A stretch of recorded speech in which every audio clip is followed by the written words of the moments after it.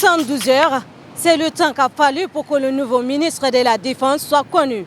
Il s'agit de Adago Yacoub. Il remplace à ce poste le général Daoud Yaya Brahim, contraint à la démission le 18 octobre, impliqué dans une vidéo sexuelle. L'autre démissionnaire, Ali Kishoua, a fait place à Ramatou Outouin. Ce dernier aussi a été impliqué dans une affaire de sex-tape. Nommé au secrétariat général du gouvernement, Ramatou Outouin cède son poste de l'énergie à Abdoulaye Diar Mogodi. Adago Yacoub est la grande surprise de ce réajustement gouvernemental. Il devient l'un des rares civils à prendre les rênes de la défense et le premier sous la transition. L'École supérieure des sciences et technologies de l'information et de la communication, ESTIC du Cameroun, a célébré ses 50 ans en ce mois d'octobre 2023. Les festivités se sont déroulées à Yaoundé du 18 au 20 octobre.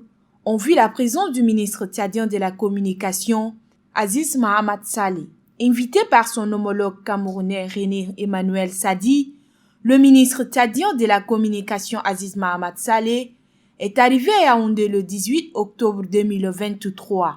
Avant le lancement de festivités du cinquantenaire de l'ESTIC, le ministre tchadien a échangé avec son homologue camerounais, notamment sur les radios communautaires, le protocole d'accord relatif aux échanges des programmes de radiodiffusion et télévision et d'expériences techniques entre la CRTV et le NAMA et le protocole d'accord entre l'ESTIC et l'ESSIC.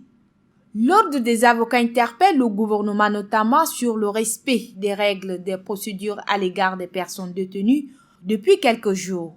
Le Conseil de l'Ordre des avocats du Tchad, réuni le 14 octobre 2023, a réagi par rapport à la situation qui prévaut actuellement au Tchad, notamment les conditions sociales et au non-respect des règles de procédure à l'égard des personnes détenues depuis le 8 octobre 2023.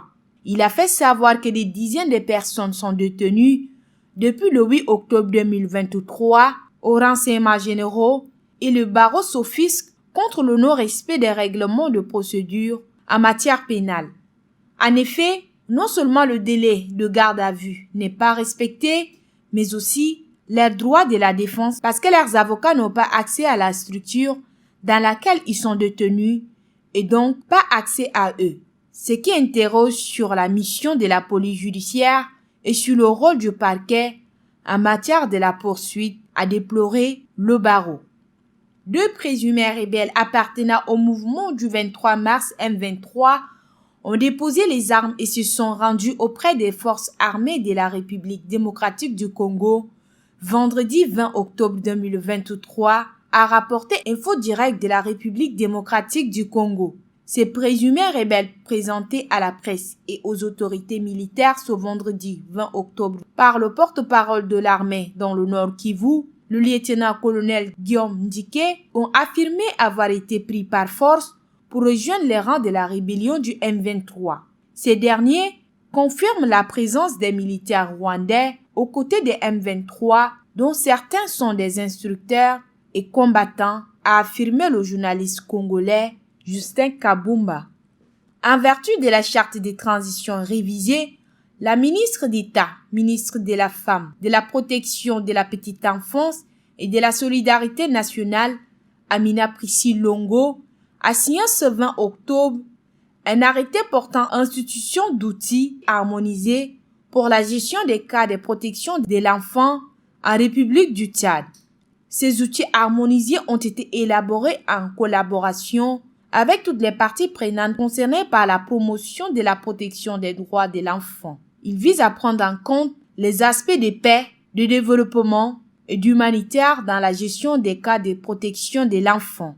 L'arrêté vise à promouvoir la protection de l'enfant et à garantir une gestion harmonisée des cas de protection de l'enfant en République du Tchad conformément aux normes internationales et aux priorités nationales. Réquisitionner l'armée dans le maintien de l'ordre, donner l'ordre de tirer pour tuer, arrêter, enlever, déporter, juger, puis gracier pour revenir tendre la main pour s'en attribuer les gloires et récolter le laurier, participe tout simplement d'un cynisme écœurant du dictateur sanguinaire.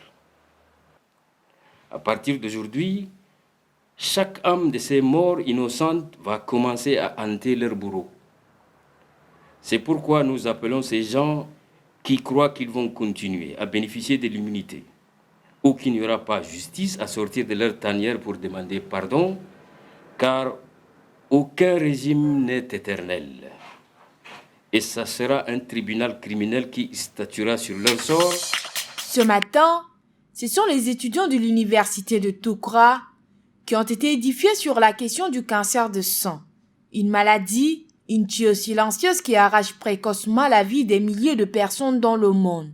Une occasion qui a permis au président de la Ligue tchadienne de lutte contre le cancer d'expliquer les facteurs favorisant le risque de cancer en exhortant les jeunes sur la sensibilisation et l'importance de l'autopalpation.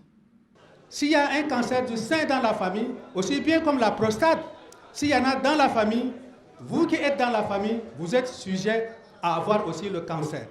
Raison pour laquelle on demande à tous ces gens-là, pour qui dans la famille il y a un cancer, qu'il faut faire le dépistage systématique et qu'il faut être suivi pour détecter très tôt et soigner définitivement. Les 90% des causes des facteurs favorisant le cancer, ce sont des facteurs environnementaux.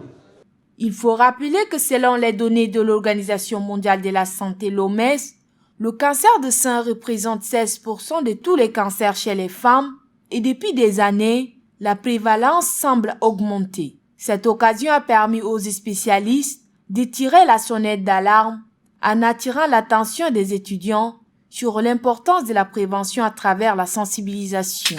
Suite au décès de Sa Majesté Sultan de Dar Zakhawa Tahir Abdrahman Hagar, en date du 14 octobre, une cérémonie commémorative a été organisée à Hiriba. À cette occasion, plusieurs chefferies traditionnelles se sont déplacées pour compatir avec la famille endeuillée, notamment Sa Majesté le Sultan de Kapka, de Ouaddaï, de Fitri, de Silla, de Amdiaras, de Baguirmi, d'Artama et celui de Tountoubay dans le Darfour au Soudan et d'autres cantons de l'Inédie ouest de Abou Goudam. À cet effet, les délégations l'une après l'autre ont exprimé leurs affections et témoignages à l'endroit du défunt. Ils ont demandé au Tout-Puissant Allah d'apaiser les cœurs des endeuillés. Très émue et compatie, la famille a exprimé sa gratitude et ses remerciements aux délégations qui ont fait le déplacement.